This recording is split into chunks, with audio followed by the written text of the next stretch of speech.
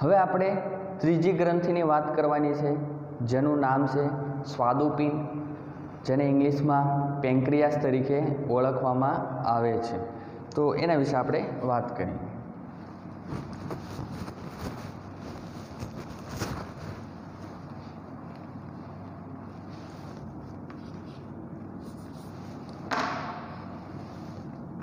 સ્વાદુપિંડ,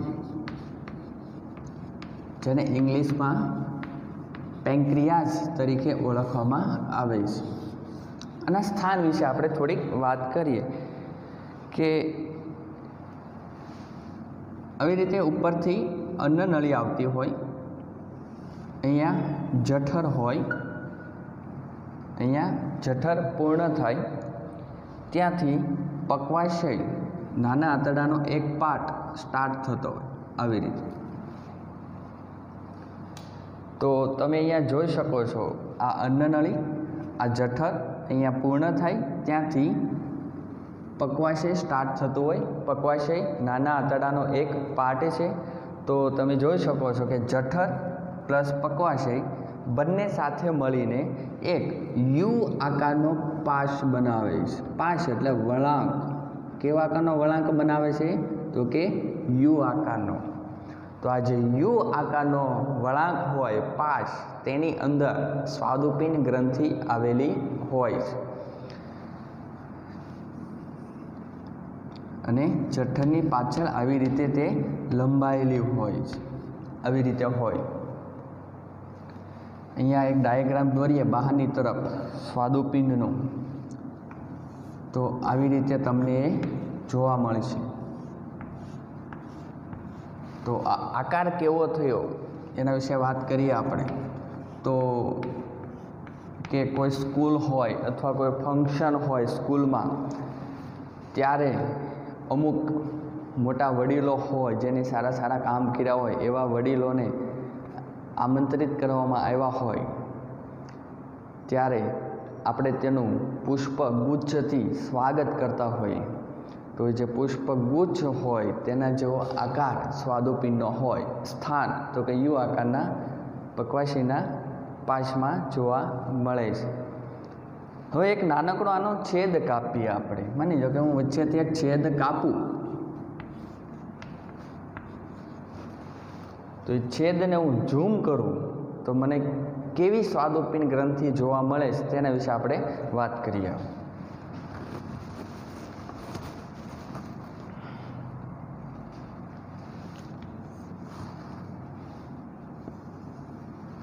આ એક છેદ કાપ્યો આપણે, તેની અંદર અમુક કોષોના સમૂહ જોવા મળ્યા, અમુક વિસ્તારની અંદર.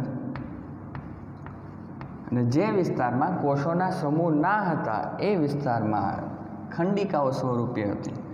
જેમ યકૃતની અંદર યકૃત ખંડિકાઓ હોય, એ જ રીતે સ્વાદુપિંડની અંદર સ્વાદુપિંડ ખંડિકાઓ જોવા મળે છે.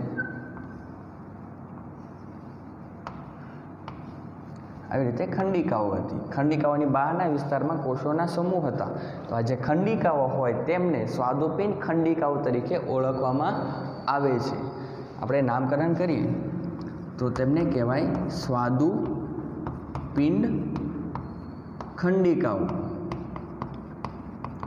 અને વચ્ચેના વિસ્તારમાં જે કોષોના સમૂહ જોવા મળે છે તેમને લેંગર હાન્સના કોષ પુંજનો તરીકે ઓળખવામાં આવે છે. એટલે આ જે કોષોનો સમૂહ હતો તેની શોધ લેંગર હાન્સ નામના સાયન્ટિસ્ટે કરી હોવાથી તેમનું નામકરણ લેંગર હાન્સના કોષપુંજનો કહેવામાં તરીકે નામ પડ્યું છે. પ્લસ ખંડિકાઓ પણ જોવા મળે છે. બંનેના તફાવત વિશે થોડીક વાત કરીએ તો જે ખંડિકાઓ હોય, સ્વાદુપિંડ ખંડિકાઓ, તેની અંદર સ્વાદુપિંડીય કોષો આવેલા હોય, તે એક રસનો સ્ત્રાવ કરે છે, જેમને કહેવામાં આવે છે સ્વાદુરસ.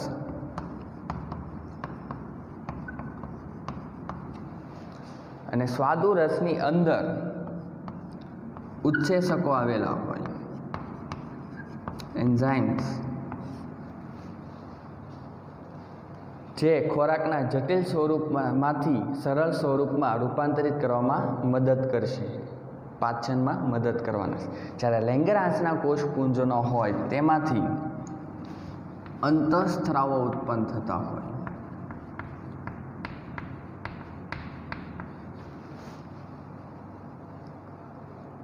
કયા પ્રકારના અંતઃસ્ત્રાવ ઉત્પન્ન થાય? તો કે ઇન્સ્યુલિન પ્લસ ગ્લુકાગોન.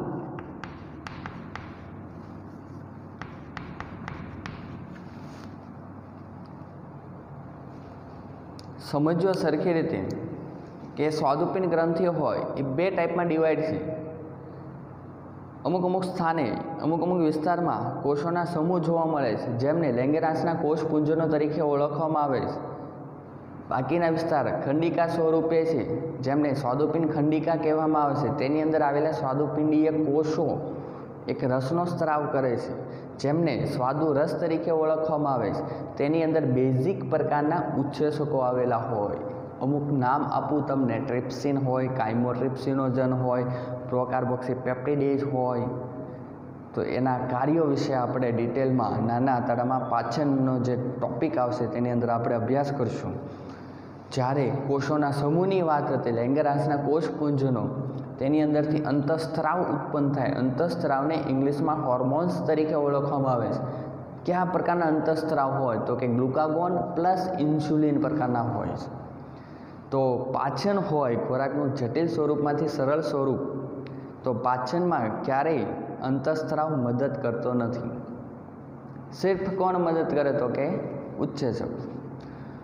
તો અહીંયા વાત કેવી છે? તો કે સ્વાદુપિંડ આખી ગ્રંથિને આપણે જરૂરિયાત નથી પાચન કરવા માટે, ડાયજેસ્ટ કરવા માટે. કોની ખાલી જરૂર છે? તો કે સ્વાદુપિંડ ખંડિકાઓની જરૂર છે. આપણે લેંગરહાન્સના કોષપુંજનોમાંથી ઉત્પન્ન થતા અંતઃસ્ત્રાવની જરૂરિયાત નથી. ખાલી બેઝિક પ્રકારના ઉચ્છેચકોની જરૂર છે. બીજી એક વાત નોટ કરું, આપણા શરીરમાં બે પ્રકારની ગ્રંથિઓ હોય. એક બહિસ્ત્રાવી ગ્રંથિ અને સેકન્ડ અંતઃસ્ત્રાવી ગ્રંથિ. જે ગ્રંથિ અંતઃસ્ત્રાવ ઉત્પન્ન કરે આવી ગ્રંથિને અંતઃસ્ત્રાવી ગ્રંથિ તરીકે ઓળખવામાં આવે છે, અને જે ગ્રંથિ ઉચ્છેચકો ઉત્પન્ન કરે તેવી ગ્રંથિને બહિસ્ત્રાવી ગ્રંથિ તરીકે ઓળખવામાં આવે છે. બીજો પોઈન્ટ, જે ગ્રંથિ અંતઃસ્ત્રાવી હોય તે ગ્રંથિ ક્યારેય બહિસ્ત્રાવી ના હોય. સમજો સરખી રીતે. પ્લસ જે ગ્રંથિ બહિસ્ત્રાવી હોય તે ગ્રંથિ ક્યારેય અંતઃસ્ત્રાવી ના હોય. શરીરમાંથી કોઈ બી ગ્રંથિ લઈ લેવાની. જ્યારે આપણા શરીરમાં એક જ એવી ગ્રંથિ છે જે બહિસ્ત્રાવી તરીકે કામ કરે છે પ્લસ અંતઃસ્ત્રાવી તરીકે પણ કામ કરે છે, એટલે કે બંને રીતે કામ કરે. તો બંને રીતે જે ગ્રંથિ કામ કરતી હોય આવી ગ્રંથિને સંયુક્ત ગ્રંથિ કહે છે. એનું એક્ઝામ્પલ આપવું હોય તો સ્વાદુપિંડ ગ્રંથિ, પેન્ક્રિયાઝ બે રીતે કામ કર્યું. એની ઉચ્છેચકો ઉત્પન્ન કર્યા, બહિસ્ત્રાવી ગ્રંથિ થઈ. અંતઃસ્ત્રાવ ઉત્પન્ન કર્યા, અંતઃસ્ત્રાવી ગ્રંથિ થઈ. એટલે કે બંને પ્રકારના કામ કરે છે સ્વાદુપિંડ ગ્રંથિ. ખૂબ અગત્યનું મહત્વ છે આપણા શરીરમાં સ્વાદુપિંડ ગ્રંથિનું. તમને નીટ લેવલે જો એવો સવાલ પૂછવામાં આવે કે આપણા શરીરમાં સંયુક્ત ગ્રંથિ કોણ? સંયુક્તનો મતલબ શું થાય? તો કે બંને પ્રકારનો સ્ત્રાવ કરી શકે. જેમ કે ઉચ્છેચકો પ્લસ અંતઃસ્ત્રાવ, એટલે કે અંતઃસ્ત્રાવી તરીકે પ્લસ બહિસ્ત્રાવી તરીકે કામ કરતી આપણા શરીરમાં આવેલી ગ્રંથિ કોણ? તો કે સ્વાદુપિંડ ગ્રંથિ. માની લો ગળામાં એક થાઇરોઇડ ગ્રંથિ હોય, તેના વિશે વાત કરું તો એ ખાલી હોર્મોન્સ ઉત્પન્ન કરે છે, અંતઃસ્ત્રાવ. એ ઉચ્છેચકો ઉત્પન્ન નહીં કરે. આપણા શરીરમાં લાળ ગ્રંથિઓ હોય તો એ સિર્ફ ખાલી ઉચ્છેચકો ઉત્પન્ન કરશે, એ અંતઃસ્ત્રાવ ઉત્પન્ન નહીં કરે. એડ્રિનલ ગ્રંથિ વિશે વાત કરીએ, જે મૂત્રપિંડની ઉપરની સપાટી પર આવેલી છે. એ ખાલી અંતઃસ્ત્રાવ ઉત્પન્ન કરશે, ઉચ્છેચકો ઉત્પન્ન નહીં કરે. એટલે કે કહેવાનો મતલબ તેમ કે જે ગ્રંથિ અંતઃસ્ત્રાવી હોય તે બહિસ્ત્રાવી ના હોય, જે ગ્રંથિ બહિસ્ત્રાવી હોય તે અંતઃસ્ત્રાવી ના હોય. જ્યારે બંને પ્રકારનું કામ કરતી આપણા શરીરમાં એક જ ગ્રંથિ છે જેનું નામ છે પેન્ક્રિયાઝ, સ્વાદુપિંડ. એટલા માટે તેમને સંયુક્ત ગ્રંથિ તરીકે ઓળખવામાં આવે છે. બીજી વાત, આ એક નોટ કરી લેજો, ટૂંકમાં રિપીટ કરું પછી બીજી વાત કરીએ કે સ્વાદુપિંડ ગ્રંથિઓ હોય તેની અંદર સ્વાદુપિંડ ખંડિકાઓ આવેલી છે, જેની અંદર સ્વાદુપિંડીય કોષો હોય તે સ્વાદુ રસ ઉત્પન્ન કરે છે, જેની અંદર બેઝિક પ્રકારના ઉચ્છેસકો ઉત્પન્ન થાય. પ્લસ કોષોના સમૂહ આવેલા છે જેમને લેંગરાસના કોષપુંજનો કહેવામાં આવે છે. પાચનતંત્રવાળા ચેપ્ટરમાં સ્વાદુપિંડમાં લેંગરાસના કોષપુંજનો વિશે તમને માહિતી આપવામાં આવી નથી, પણ તમે નોટ કરજો, યાદ રાખજો કે લેંગરાસના કોષપુંજનો હોય તેમાંથી અંતઃસ્ત્રાવ ઉત્પન્ન થતા હોય જેનું નામ છે ઇન્સ્યુલિન પ્લસ ગ્લુકાગોન. સ્વાદુપિંડ વિશે હજી આપણે ડિટેલમાં ભણવાનું છે, અંતઃસ્ત્રાવી તરીકે જે કામ કરે છે તેના વિશે એ આપણે આગળના ચેપ્ટરમાં આપણે એના વિશે અભ્યાસ કરીશું. હવે અંતઃસ્ત્રાવી અને બહિસ્ત્રાવી ગ્રંથિ વિશે વાત આવી છે તો બંનેની એક વ્યાખ્યા તમને સ્પષ્ટ કરીને સમજાવું કે કોને અંતઃસ્ત્રાવી કહેવાય પ્લસ કોને બહિસ્ત્રાવી ગ્રંથિ તરીકે ઓળખવામાં આવે છે, એના વિશે આપણે અભ્યાસ કરીએ.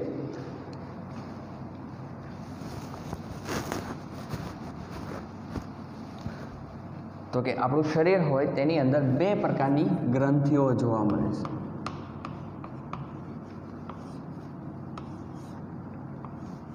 પહેલો પાર્ટ અંતઃસ્ત્રાવી ગ્રંથિ. અંતઃસ્ત્રાવી ગ્રંથિ. સેકન્ડ ટાઈપ બહિસ્ત્રાવી ગ્રંથિ. એની ડેફિનેશન સમજો સરખી રીતે, જ્યાં સુધી બાયોલોજી ભણશો ત્યાં સુધી તમારા કામમાં આવશે. જેમ કે ઉરસ કોને કહેવાય, ઉદર કોને કહેવાય, એ જે શબ્દો છે જ્યાં સુધી ભણો ત્યાં સુધી કામ આવે છે. એ જ રીતે આ અંતઃસ્ત્રાવી અને બહિસ્ત્રાવી ગ્રંથિ વિશે તમે જ્યાં સુધી સ્ટડી કરશો ત્યાં સુધી એ તમને યુઝફુલ થશે. સૌપ્રથમ વાત કરીએ અંતઃસ્ત્રાવી ગ્રંથિ વિશે, તો એક અહીંયા હું તમને ધડ દર્શાવું છું.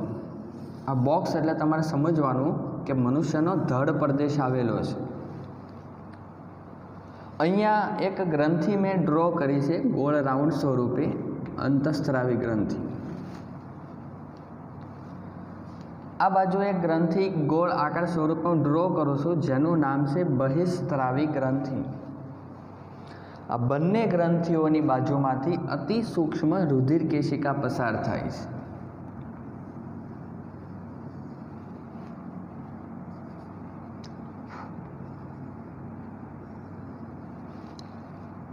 અને કહેવાય રુધિર કેશિકા.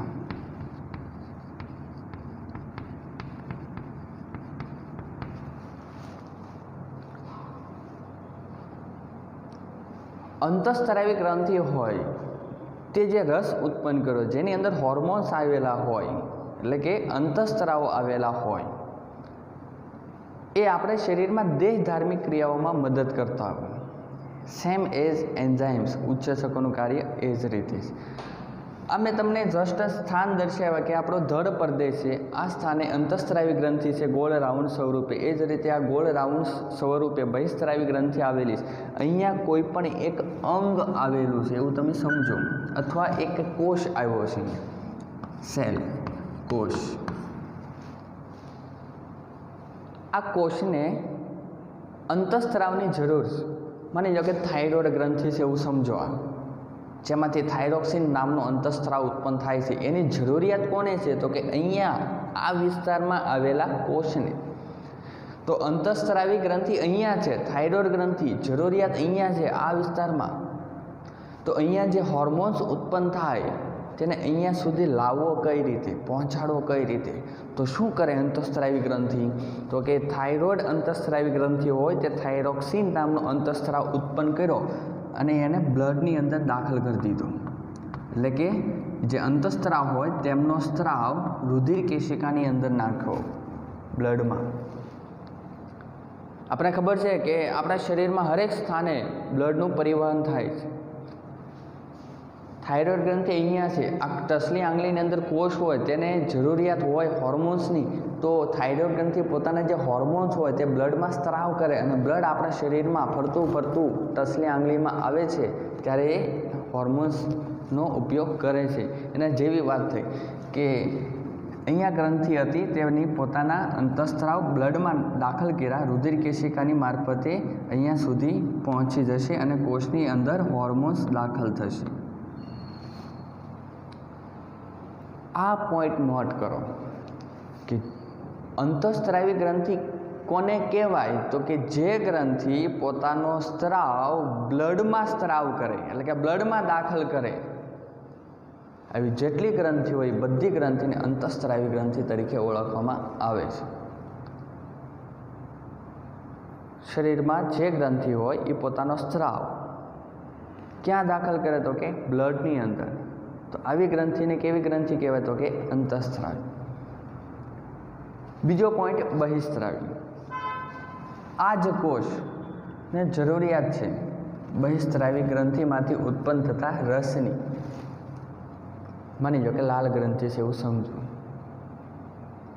ખરેખર લાલ રસની જરૂરિયાત મુખ ગૃહામાં જ છે, કોઈ કોષને જરૂર નથી, પણ એવું સમજો તમે 2 મિનિટ માટે.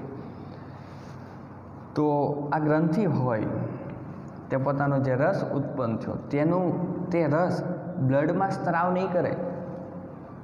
સરખી રીતે સમજો, અંતઃસ્ત્રાવી ગ્રંથિ સ્ત્રાવ બ્લડમાં કરે છે, જ્યારે બહિસ્ત્રાવી ગ્રંથિ બ્લડમાં પોતાનો સ્ત્રાવ નથી કરતી. એ પોતાની સ્પેશિયલ નલિકાઓ ઉત્પન્ન કરે છે અને પોતાની નલિકાઓ મારફતે ત્યાં સુધી પોતાના ટાર્ગેટ સુધી એ સ્ત્રાવ પહોંચાડે છે.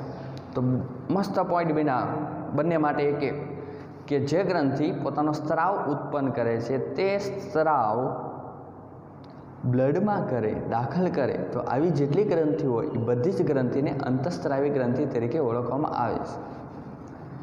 અને જે ગ્રંથિ જે રસ ઉત્પન્ન કરે છે તે ગ્રંથિ બ્લડમાં સ્ત્રાવ નથી કરતી, પરંતુ પોતાની સ્પેશિયલ નલિકાઓ દ્વારા વહન કરતી હોય આવી જેટલી ગ્રંથિ હોય બધી જ ગ્રંથિને બહિસ્ત્રાવી ગ્રંથિ તરીકે ઓળખવામાં આવે છે.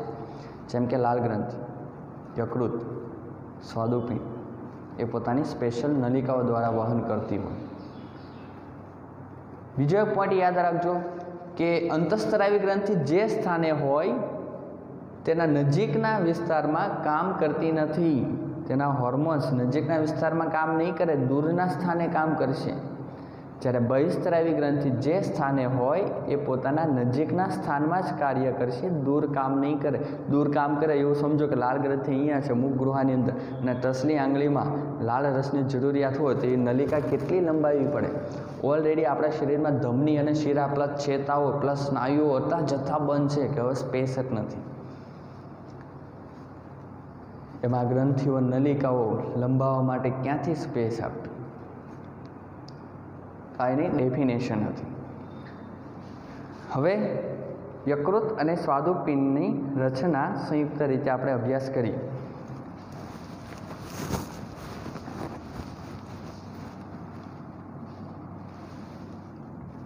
આ યકૃત છે.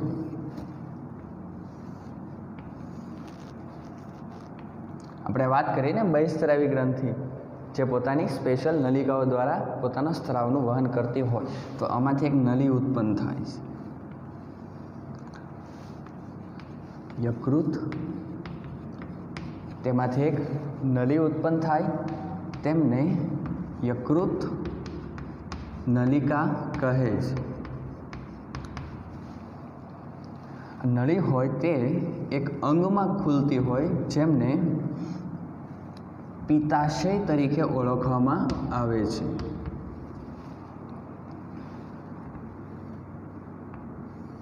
અને પિત્તાશયમાંથી એક નળી ઉત્પન્ન થાય જેમને પિત્ત નળી તરીકે ઓળખવામાં આવે છે. આ બાજુ સ્વાદુપિંડ આવેલું હોય. સરખી રીતે સમજો આખી પ્રોસેસ. પેન્ક્રિયાઝ,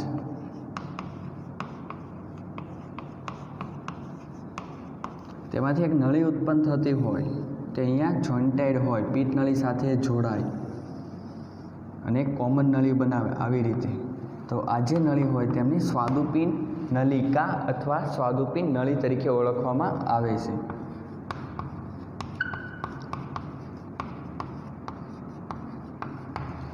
ને સ્વાદુપિંડ નળી હોય તે પક્વાશયમાં ખુલે છે આવી રીતે.